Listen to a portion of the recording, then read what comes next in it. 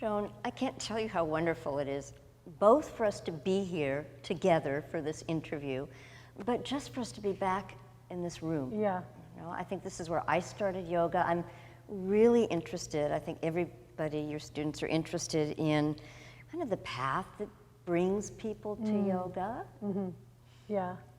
So my path personally, you know, I was introduced to yoga actually as in my young 20s. I was very hyperactive. I had a lot of energy. And my cousin, who was a great role model in my life, she suggested I go to yoga. And this was in the 90s where you actually had to seek it out. And I was in Philadelphia. So it was at a bookstore called Garlands of Letters. And it was in the basement. And it was integral yoga, which you probably, you know, are familiar with. So it was very slow, a lot of alternated nostril breathing, a lot of shavasanas, and it was too slow for me. And I remember thinking, this is one of the hardest things that I've ever done, was that yoga class. And meanwhile, I was dancing, I was very athletic, and so I was kind of, you know, that's really where my interest was. And it was a couple years later, I was in New York. My mother had just died. And I was starting to kind of go into that nightclub and the whole nightlife thing that happens in New York. And I met a guy, and you know, he was a Tai Chi instructor, and he taught a little bit of yoga in his class. And I started to really, you know, like the vibe. And he actually recommended I go to Jiva Mukti, which was downtown. And I think he knew my personality type, and he knew I needed that, a lot of movement, a little bit of that athleticism. And so I remember my first class at Jiva Mukti, and it was downtown on the east side, and it was right next to where the L train was. So every 15 minutes you would hear the train go by. And it was a packed class, 50 people.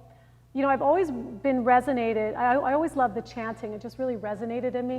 And I think just the energy of the room and all of the postures we were doing, that was the moment I really got hooked. And I remember when I left that class, I really felt my body in a whole different way that dancing and, you know, any of the athletics couldn't take me to. And the message I got was I need to start cleaning up my lifestyle. And from then on there, I started to go to yoga as much as I can. So New York, Yeah. outside of the train station, Yeah. that's almost the polar opposite of yoga, in the basement underneath the bookstore. Yeah. And it brings me to my next question. I know you have an influence of various different styles of yoga in your teaching. Can you characterize kind of what your style is now, what you teach? Yeah, well, my baseline is Ashtanga yoga. And I think part of the reason why I love Jiva Mukti is because the baseline there is Ashtanga yoga. And what is Ashtanga yoga for people who might not know? So Ashtanga yoga it's a set sequence. There's 6 series, and it's really based off the sun salutations. And just having practiced Ashtanga yoga for 21 years of my life, I find a lot of people who have type A personalities, hyper-driven, a lot of energy. This practice works because there's a discipline.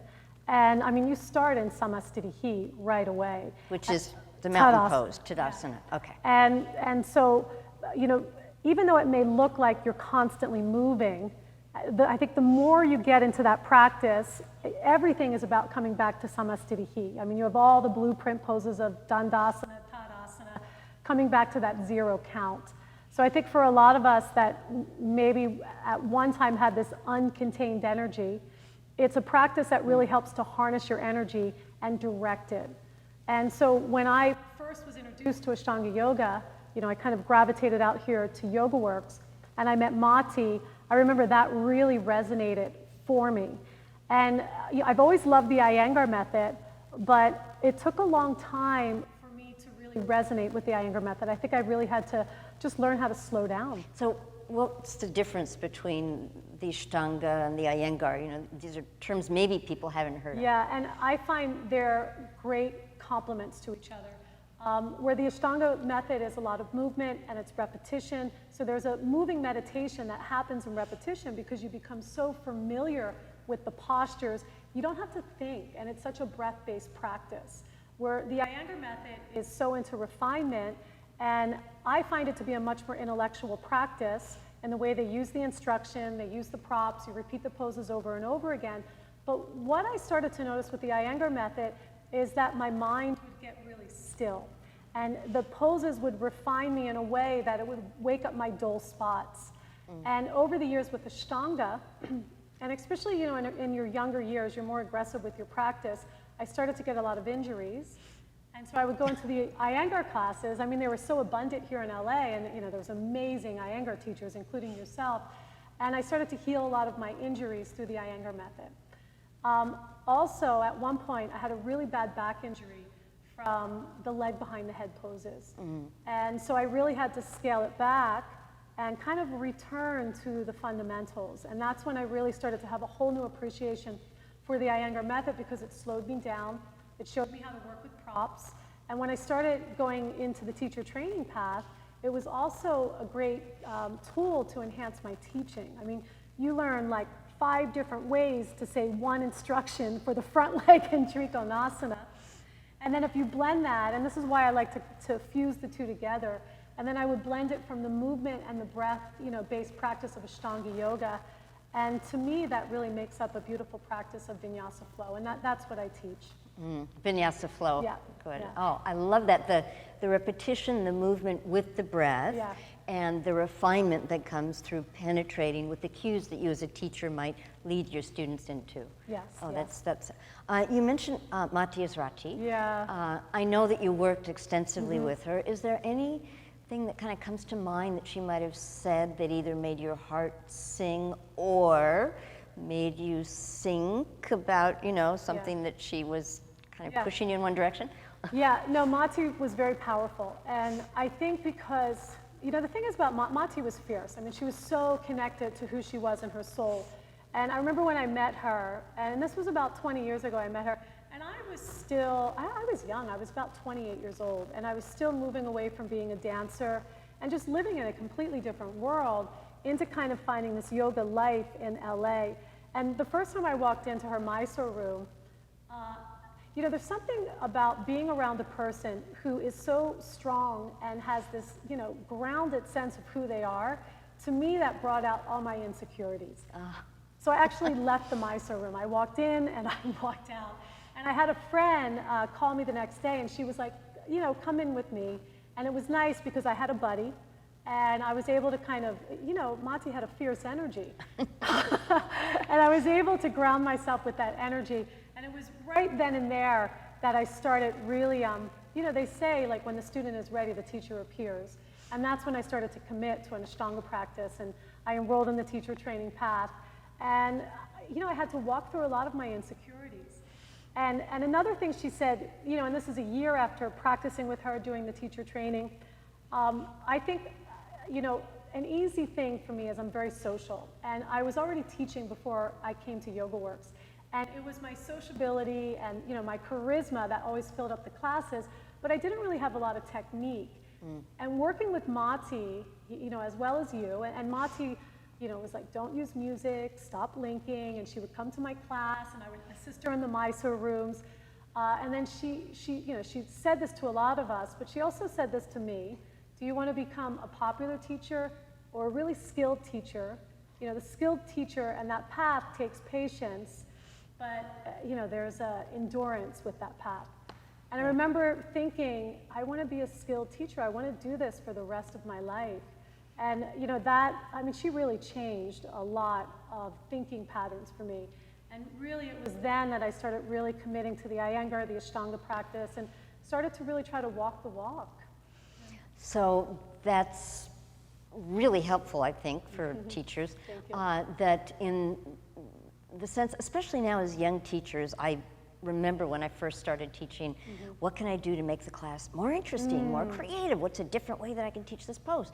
And similar to what Mati said, I realized that I had to make a choice. You know, was I going to be true to my practice and to my classes coming from my practice, regardless of how many people were in the room? Right. And so it sounds like you really apprenticed with Mati, that she took you under her wing, and that enabled you to hone your skills as a teacher. Yeah, 100%. Yeah, and I really found a parent in Mati. Yeah. I mean, she really, and even when she left YogaWorks, I would keep following her around the world, and she'd always be like, you know, I'm always teaching the same thing, But there was something, every time I came back to her class, I just came back to that reason why I love yoga. I would say that many students would say the same thing about you now. I mean, it wasn't too long ago, maybe 3 or 4 years ago, that you were teaching all over the world. And I know that you've probably introduced more Western students to India, which is a huge initiation, than just about anybody I know. And I remember there was a point when you were teaching internationally so much, you know, retreats, workshops, teacher trainings, that you let go of your home here in Los Angeles, which, you know, many of us would say that's like first chakra foundation stuff. I remember thinking, wow, that's really brave. What was that like for you? Well, I mean, the thing is, I was always a bit of a nomad. I started dancing at a young age. I mean, since I was a teenager, I was going up to New York to audition. And I remember when I was 18, I got a job down in the Caribbean. It was like it was a Caribbean show at a casino. But I remember I was so young, and I was sad about leaving my family, and the choreographer said, but this is the life of a dancer. You know, you don't get attached to anything, you just keep moving. And I think that was just a deep imprint. And it really wasn't until the pandemic where I actually understood, oh, this is what it's like to be home and have a normal life. It was just what I knew. So how was it during the pandemic? I mean, you know, that was kind of like the rug was pulled out from under all of us. How did you, what were the changes? How did you pivot? Well, there was a big change. And luckily at that time, I was with my partner. And I think if I was in my apartment in Beverly Hills, all by myself, it would have been horrendous. But the fact that I was in Silver Lake, we have a cute house, we have an adorable puppy. It was really sweet, actually. And when I first got back in March, I had been dealing with a lot of injuries that I think I acquired from my nervous system being so out of balance. So when you first came back in 2020, the beginning of the pandemic. Okay, so you had a home. I had a home, and I had a partner, and a dog. So, you know, all of the ingredients. And I think initially, I knew that I really needed it, and I slept a lot.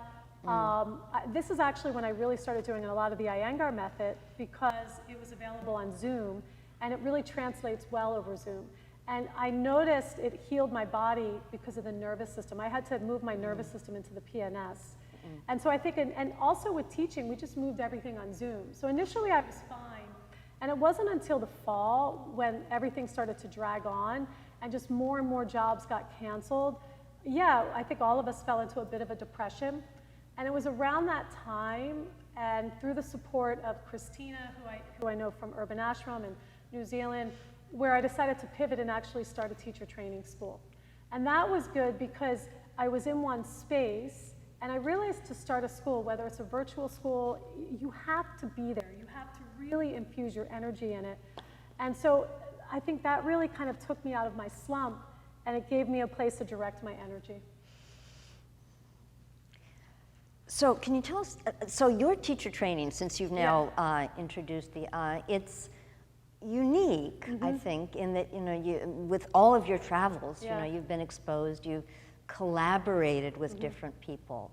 So I find that it's so special, you know, that you're able to collaborate and to give teachers a platform and help them show where their strengths are. Yeah, and you know, for 10 years I taught, like each year I taught 2, sometimes 3 200-hour teacher trainings a year. Wow. Like all around the world, And so I really needed a 300-hour, but I didn't want to design my own brand because I'm so committed to the Ashtanga and the Iyengar. Those are really my practices. And I just have been so lucky to have amazing teachers. And that's what I wanted to create, a school. I didn't want to make it about me. I wanted to make it about, you know, just skilled teachers who are walking the walk. And yeah, I'm the lead teacher because I'm bringing all the students in, but I'm also, you know, showing people, like, look at what Lisa offers and Marla offers and Annie and Jean, and people love it. And going back to what I think I'm skilled at is I'm really good at bringing groups of people together. And I actually like directing and being more in the mix. I don't really like being the front person, believe it or not. But I love the idea of community, and that's really where the school was born from. So I have kind of an unusual thing to ask you. You've mentioned several times, that you're social by nature, Yeah. and I would say you're very much a can-do person. Yeah. Have there been times in your life when you really felt like, God, what do I do? Yeah. And how did you come out of that? Oh, 100%. Yeah, I'm emotional. So I do take that deep dive. And going back to the pandemic, there was a place where I took a deep dive. And then I got a tarot card reading. And she said, you're so ready to start this school. And I think, and this is just symbolic of the past 20 years of just, working as a yoga teacher. Every time you feel that sense of despair, you ride the emotions out. And I'm very thankful to have my practice, because my practice really keeps me on track. And it keeps bringing me back to why I love to do what I do. And I'm sure, you've been teaching for 40 years, I've been teaching for, over 20, but there's always highs and lows. And this is something all my mentors have told me, if you stay the course, you just have to ride it out, you'll see how the story unfolds. So I think that's my motto. And even when I do take that deep dive down into the pit of my emotions, I always stay the course. I keep my practice, and then it's just interesting how things change and they open up. I love what you just said. You'll see how the story unfolds. Yeah. It's like, show up on your mat, trust in the yoga, and the next chapter will be there. When you're ready, then it's okay. Yeah, 100%. And part of what I look for in a teacher is teachers that do have a daily practice, and you can see it works. Keeping that daily practice, it keeps you out of that slump. We're all going to fall into a slump no matter what, but the practice just makes that dive into the cave not so, heartbroken. So there's the Ashtanga, the Iyengar. Are there other facets, other branches of yoga that have influenced you? I've done Vipassana, and I would say that I definitely favor asana first. And something I learned about Vipassana is meditation is very important, especially for me, because I do have a tendency to be super hyperactive up here, but I need a lot of asana. So I really, to this day, I have my practice of the asana first. I love pranayama, and I think this is something I also got from Tim Miller, Noah Williams. I love the pranayama practice, and then that goes right into my meditation practice. But I'm big with repetition. Even though I take other people's classes, I still, like I said, I have that baseline that I commit to at least 3-4 times a week. Yeah, through the repetition, the refinement, we restore our physical, our emotional, the parasympathetic nervous system you mentioned before, and yeah, that's a good baseline. So rather than seeking immediate gratification, that immediate fix through the years, I think of it like when I look through the rearview mirror, what is it that has really sustained me? And it is just showing up every day for that practice. So here we are back at the Center for Yoga. Yeah, I know, right? And the diversity here is just so rich. You've mentioned, kind of the amalgam that you have now of the Ashtanga and the Iyengar, and what do you see for us here at the Center for Yoga? And I know that you have a home now in Europe, so we're really happy when you're here with us. How do you see us enabling the Center for Yoga to thrive? This is a community place. And I've taught here for 10 years prior, but then I went on my own for a little bit, and now I'm back here, and I still see the same students. And every single student says, I've had so many intense experiences that I've had to work out in my life that I've worked out through being in this room. So I think, once people start coming back and that community starts to gel again, I think this is a safe space for people to come and work through whatever obstacles they're working through in their lives. And I love the fact, even Sunday when we did the teacher's class, everybody has an eclectic background. And something that I'm trying to teach in my school is there's just not one way of doing things. All of us have different personalities. We have different needs in our practice. And I think that's what the Center for Yoga can offer. And different things at different phases in our life. 100%. You mentioned when you were young, and then we also have gentle yoga and the community and ritual. Well, I'm so glad that you're here, and I'm glad that we can be together and practice again. And I'll see you on the mat. Yeah, I'll see you tomorrow too.